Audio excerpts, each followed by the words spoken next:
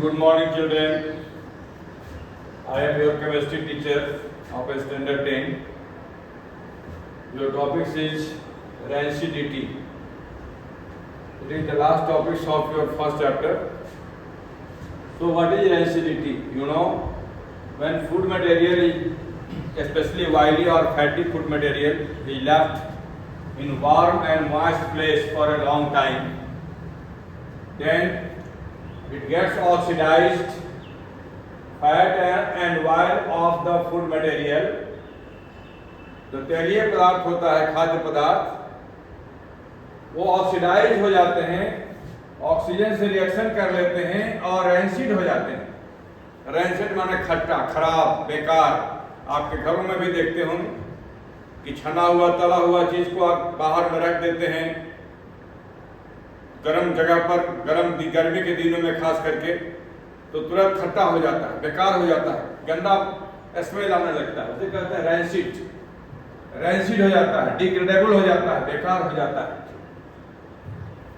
और इसका जो स्मेल और टेस्ट दोनों बदल जाता है। खाइएगा तो टेस्ट खराब, खट्टा खट्टा जैसा, और गंध भी बहुत खराब हो जाता है, चेंज हो जाता है इसका। तो हमने कहा कि जब वैसे फूड मटेरियल जिसमें तेल हो, जो तेलीय हो, छाना हुआ हो, तला हुआ हो, वैसे अगर फूड मटेरियल को आप गर्म और मॉइस्ट एयर में, जहां पर नमी हो, हवा का नमी हो और गर्मी पड़ रहा हो, वैसे जगह पर रखते हैं लंबे समय तक, कुछ दिनों तक, तो क्या हो जाता है, उसका जो तैलीय पदार्थ है जिससे वो छना हुआ है, तला हुआ है, वो ऑक्सीडाइज हो जाता है और फूड हमारा रैंसिड हो जाता है, बेकार हो जाता है, इसका स्मेल और टेस्ट दोनों बदल जाते हैं। अब दिस इज कॉल्ड रैंसिडिटी। ऐसा अगर हो जाता हो तो इसे कहा जाता है कि रैंसिडिटी हो रहा है। तो पूछे कि what do you mean by rancidity? Rancidity means when a food material containing oil and fats, if left in warm and moist place, then its smell and its taste gets changed. The process is called rancidity, and the substance left is called rancid. अब है कि कैसे इसको दूर कर सकते हैं। प्रायः कुछ सब्सटेंसेस को हम लोग डालते हैं जिसे कहते हैं एंटीऑक्सीडेंट, जो ऑक्सीडेंट को रोकता है, जो ऑक्सीडेशन को रोकता है, वैसे पदार्थ को हम लोग डालते हैं वैसे फूड मटेरियल में, उसको बचाव के लिए कि यह फूड हमारा सुरक्षित रहे, खराब नहीं हो, रैंसिड नहीं हो। तो कुछ बाहर से, प्रायः, यूजुअली माने प्रायः, अक्सर हम लोग ऐसा करते हैं, प्रायः सब्सटेंसेस जिसे कहते हैं एंटी ऑक्सीडेंट, जो ऑक्सीडेशन को रोकता हो, are added to food material containing fat और ऑयल। वैसे फूड मटेरियल जो तेल और चर्बी रखता है, वसा रखता है, उसमें हम लोग एंटीऑक्सीडेंट लाइक सब्सटेंस को ऐड करते हैं, या फिर उनको ऐसे जगह में रखते हैं, ऐसे बर्तन में रखते हैं, कंटेनर माने बर्तन, ऐसे बर्तन में हम लोग रखते हैं जो एयर टाइट हो, उसमें हवा जाए नहीं, बाहर से कोई हवा नहीं जाए, ऐसे बर्तन में हम लोग रखते हैं, वैक्यूम करके रखते हैं ताकि कोई न नमी जाए न हवा जाए। टू प्रिवेंट रैंसिड से बचाव के लिए। दूसरी बात क्या करते हैं, या कहिए कि ऑक्सीडेशन से बचाव के लिए एंटीऑक्सीडेंट डाल देंगे तो ऑक्सीडेशन नहीं होगा। एंटीऑक्सीडेंट उसी को तो कहते हैं जो ऑक्सीडेशन को रोकता है। तो वैसे मटेरियल को हम लोग ऐड कर देते हैं ताकि वो फूड में जो फैट और ऑयल है उसका ऑक्सीडेशन नहीं हो, और हमारा फूड का टेस्ट और स्मेल जो है पहले जैसा बना रहे। दूसरी काम देखते होंगे आप लोग कि फ्लश बैग्स ऑफ चिप्स में देखते होंगे ना, फूला फूला हुआ रहता है, चिप्स कम रहता है, वो गुब्बारा जैसा फूला रहता है उसका बैग्स, उसे कहते हैं फ्लश बैग्स ऑफ चिप्स को हम लोग गैस से भर देते हैं। गैस में भरा हुआ रहता है, वो भी गैस कौन रहता है, जो ऑक्सीडेशन न करे।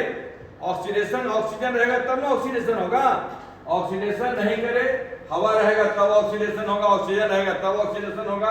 तो हम लोग नाइट्रोजन भर करके और बैग को, चिप्स वाले बैग को फुला करके रखते हैं, इसे कहते हैं flush bag, to prevent the chips from getting oxidised, to prevent the chips to be rancid होने से बचाव के लिए हम लोग क्या करते हैं कि वैसे चिप्स में नाइट्रोजन गैस भरा रहता है। नाइट्रोजन गैस चूंकि सस्ती होती है और उसमें ऑक्सीजन से कोई रिएक्शन नहीं होता है साधारण तापमान पर, इसलिए उसको भर के रखते हैं ताकि ऑक्सीडाइज नहीं हो और हमारा चिप्स लंबे समय तक ठीक ठाक रहे। अब एक एनसीईआरटी जो बुक है पहला चैप्टर से जो क्वेश्चन है उसको हम बना रहे हैं। ये हो गया चैप्टर समाप्त। चैप्टर में दो चीज बचा था, एक था कॉरोशन और दूसरा था रेसिडिटी, वो दोनों हो गया। अब हमको बताना है एनसीईआरटी बुक में क्या क्वेश्चन है 10th क्लास में। कह रहा है कि why does colour of the copper sulphate solution, copper sulphate का जो घोल है, कॉपर सल्फेट का सॉल्यूशन ब्लू होता है। वो कह रहा है कि चेंज हो जाता है, बदल जाता है। कब बदलता है? जब हम लोग लोहा का कांटी उसमें डाल देते हैं। कॉपर सल्फेट का नीला सॉल्यूशन, ब्लू सॉल्यूशन चेंज हो जाता है कब? जब उसमें हम लोग लोहा के कांटी डालते हैं तब।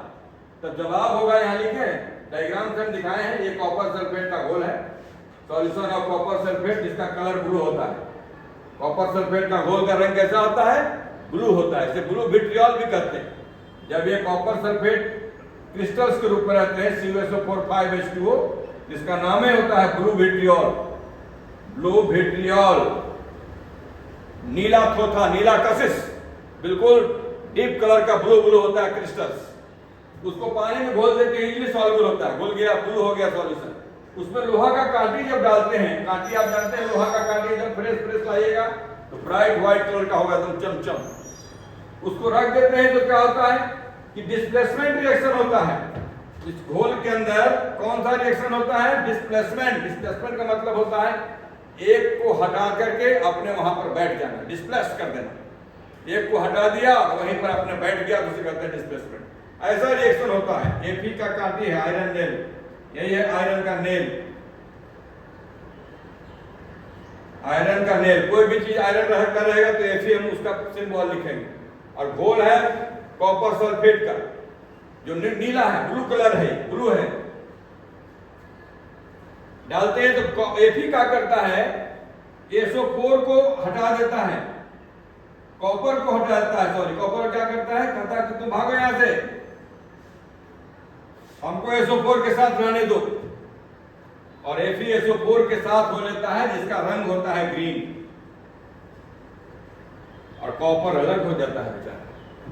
इस तरह से कोई पूछे कि लोहा का कांटी डालने से क्या परिवर्तन आता है, तो घोल का कलर नीला से हरा हो जाता है। कैसे होता है? डिस्प्लेसमेंट रिएक्शन करते हैं। एक को हटा करके और खुद को बैठ जाना, कॉपर को हटाया और वहीं पर अपने बैठ गया, इसे कहते हैं डिस्प्लेसमेंट रिएक्शन। तो डिस्प्लेसमेंट रिएक्शन के कारण कलर चेंज कर जाता है। हमने लिखा है कि ग्रीन कलर का हो जाता है घोल, क्योंकि वो कॉपर सल्फेट फेरस सल्फेट में बदल जाता है, FeSO4 में। इसे कहते हैं ग्रीन विट्रियोल, FeSO4 7H2O। तो यही सवाल का जवाब हुआ। तो बच्चों, ऑनलाइन क्लासेस जो हो रहे हैं उसको आप साधारण हल्का से नहीं लीजिए। हम लोग लगातार प्रयास में हैं, सारे टीचर हमारे लगे हुए हैं कि आप घर बैठे हमारे बच्चे बिल्कुल फुर्सत में नहीं रहें, बल्कि अपनी पढ़ाई करके और बच्चों की तुलना में आप आगे बढ़ जाएं। यह एक कंपटीशन का जीवन है, रेस है, और इस रेस में आगे बढ़ना है तो आपको आराम करने की जरूरत नहीं है। आप मेहनत करें, और उसके लिए हमारे सारे टीचर इस गर्मी में भी आकर के आपके लिए पढ़ा करके जो भी साधन है हमारे पास, उसके द्वारा आपके पास मटेरियल भेज रहे हैं। तो आप उन टीचरों का सम्मान करें और इसको अच्छे से लिखें और बार बार लिखें। और अगर कहीं कोई दिक्कत हो तो फोन करके भी आप पूछ सकते हैं। हमारा नंबर है, ये ऑफिस का नंबर है, कि यहाँ पर हम आप जो बताए हैं ना वो नहीं समझ में आ रहा है। ऐसे कोई बात ऐसा नहीं है जो नहीं समझने वाली है। अच्छा से हमने सब कुछ लिखा भी है, समझाया भी है। इसलिए आप रेगुलर क्लास में लगे रहें और जो भी पढ़ाया जाता है उसको 5 बार लिखें, और उसको जब क्लास खुलेगा तो उसको हमसे चेक करवाएंगे। हाँ सर, हमने आपका पढ़ाया हुआ का पूरा ऑनर किया है और हमने 5 बार लिखा है सर इसको घर पर। धन्यवाद।